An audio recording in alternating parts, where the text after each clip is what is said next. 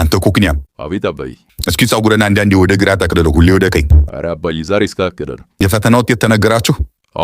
ያው ነግሬሃለሁ ወርቀህ እንዳይሆን አስነጥሳለሁ እስኪ በል ንገሪ ፊዚክስ 10 ነው ያመጣው እንጂ ነው እንጂ ኤነርጂ ከ10 ኧረ ካምሳውን የፈጣሪ ያለ ካምሳው 10 እንዴት በሳተ ነበር እንዴ ፈተናው አይደለም በመለሰን ኧረ ይድፋህ ያቶ ወጋለ ልጅ አይተኸው ፊዚክስ እንደው ሃይታጣው እንደው አፍሪካ ዳንደ የኔ አንድ ያስፖርጅኩ 9 እኮ ነው ያመጣው 9 ኧረ በንታው የለ እንዴ ወይ እና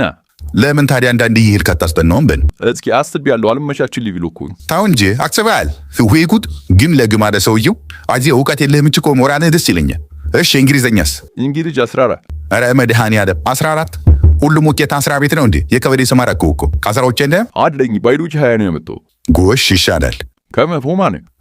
አፈሪ አብላ ማነሽ አስካለሽ ብረምጣዱና ከቢሊያ ባይ ምን ልታረጊኝ ሆሮን ከረምኩት እንደንተ እንዲሆነ ወደ 12ኛ አርከል አይዞ ገና እኔ አንተለጥላለሁ አሁን አንተ ነህ የብሬን ፈተና የምታልፈው ለመሆኑ ደረጃህ ስንት ሆነ 45ኛ እግዚኦ ምን አለ ውጤቱን 45 ብታመጣ ስንት ናቸው አጠቃላይ 46 ነው ተመስገን ቢያንስ አንድ ተማሪ ይበልጣል ኧረ እባክህ ነባሮ ነው አንተ ተተን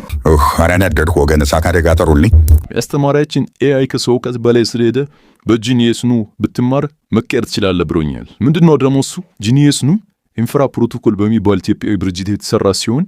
የቤት ስራ ለመስራት ረዳት የሚሆነኝ እና ለፈተና የሚያዘጋጀኝ ኤአይ ዌብሳይት ነው ሌጋሲ ቢልደርስ ሽልማት ውስጥ እጩ ሆኖ በአሁኑ ጊዜ